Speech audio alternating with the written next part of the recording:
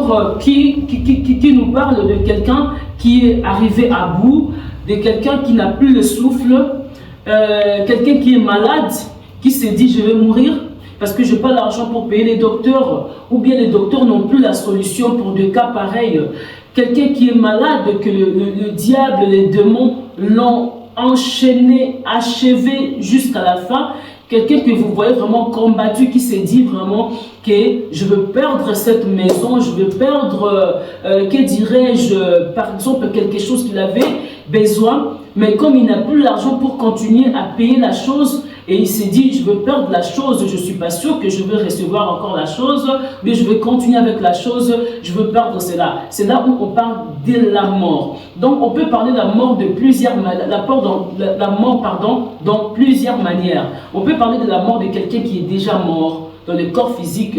On peut parler de la mort aussi de quelqu'un qui a perdu la vie chrétienne, qui n'est plus, qui était chrétien et tout à coup, il perd la vie chrétienne, il perd la vie de prière, il n'arrive plus à renouveler sa vie de prière, il n'arrive plus à restaurer la vie de prière. Ça c'est la mort, parce que quelqu'un qui n'a pas la vie de prière, waouh, c'est quelqu'un qui vit, mais moi je dirais, sans os dans son corps. Il vit, il marche, il a des souffles de vie, mais il n'a pas les os dans son corps. Alors là, je dirais, la mort, comme je l'ai dit, c'est dans plusieurs manières, spirituellement parlant, quelqu'un qui est détruit par sa manière de se comporter, par sa manière de marcher avec Dieu. Donc, il n'a plus la crainte, il n'a plus l'obéissance avec Dieu, il marche dans le péché. Là, maintenant, on parle aussi de la mort. Alors, nous, étant enfants de Dieu, nous voulons que la personne revienne en Christ.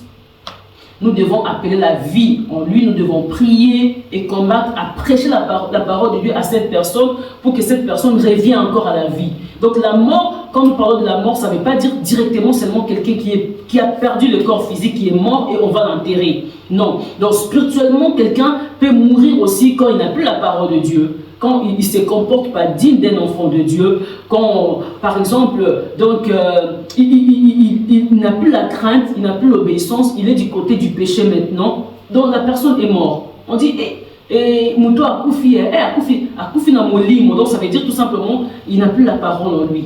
Donc il est mort. Il va faire des théâtres, donc c'est-à-dire des choses qui ne sont pas dignes à un enfant de Dieu, des choses bizarres. Tu vois, ça c'est vraiment un chrétien. Comment un chrétien peut faire des choses pareilles? Il n'est plus chrétien dans son esprit. Il n'est plus chrétien dans son état. Donc, c'est-à-dire, il est mort spirituellement. Il est mort, il est en dehors de la parole de Dieu. Et à d'autres morts, ça veut dire quelqu'un qui n'a plus la vie de prière. Parce que le diable sait le diable déteste la vie de prière. Le diable déteste la vie de prière. Quand quelqu'un est né, le diable va faire des sortes à lui combattre. Qu'il prie en dormant. Ah, le diable est content, oui, je vais réussir, je vais lui combattre, je vais voler la bénédiction qu'il a parce qu'il prie, mais il dort. Je vais voler. Le diable peut tout te voler pendant que tu pries, tu dors. C'est pour ça que moi je dis, si quelqu'un dort, il faut aller vite réveiller la personne. Parce qu'à ce moment-là, il y a un voleur qui... Oh, les gens dorment. Ils entrent là, ils bougent, mais personne ne bouge. Et, mais comment est-ce qu'il dort? Vous voyez, donc il va tout voler, il va tout prendre parce que les gens dorment. C'est comme ça aussi spirituellement parlant. Si quelqu'un prie, pendant qu'il prie, il dort, et le diable est content. Il est content de tout prendre spirituellement parce que la personne dort. Vous voyez, donc c'est déjà la mort de la vie des prières, c'est perdre toute sa bénédiction.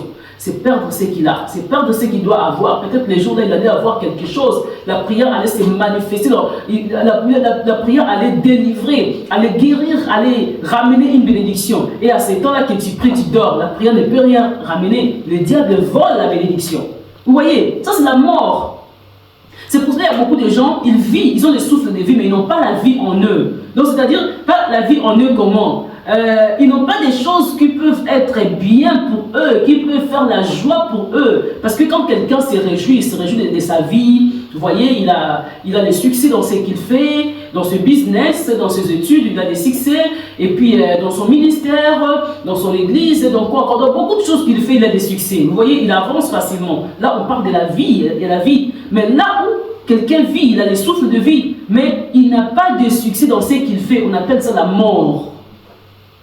Donc là, il y a la mort. C'est pour cela, quand on touche ces versets d'Ézéchiel 37, Nous ne parlons pas seulement des ossements qui sont desséchés pendant 2 années. Donc une vie qui est desséchée pendant des années. Une vie qui cherche le rétablissement, qui cherche à être restaurée. C'est pour ça que je ne vais pas vraiment toucher tous ces versets bibliques par rapport au temps que nous avons. Mais je vais toucher quand même quelques versets qui vont nous faire du bien. Comme on n'a pas vraiment beaucoup de temps, je vais aller vite à la lecture pour nous aider à avancer.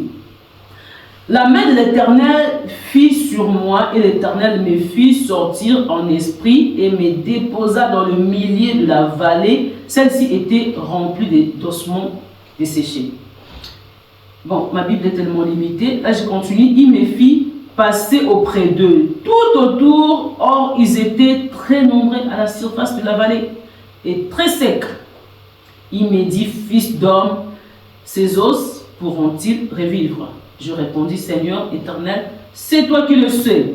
Il me dit, prophétise sur ces eaux, tu leur diras, ossements desséchés, écoutez la parole de l'Éternel. Ainsi parle le Seigneur, l'Éternel, ces eaux, voici, je vais faire venir en vous, en esprit, et vous vivrez.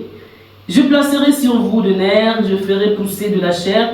Sur vous, je vous recouvrirai de peau, je mettrai en vous un esprit, vous vivrez et vous reconnaîtrez que je suis le Seigneur. Je prophétisais selon l'ordre et j'avais reçu. Et comme je prophétisais, il y eut un bruit, et voici qu'il y eut un frémissement, et les eaux s'approchent les uns des autres. Là, je me limite là dans le 7e verset. Ça nous fait du bien quand même de comprendre la lecture, l'histoire, comment est-ce que ça a été, comment est-ce que les choses s'étaient passées.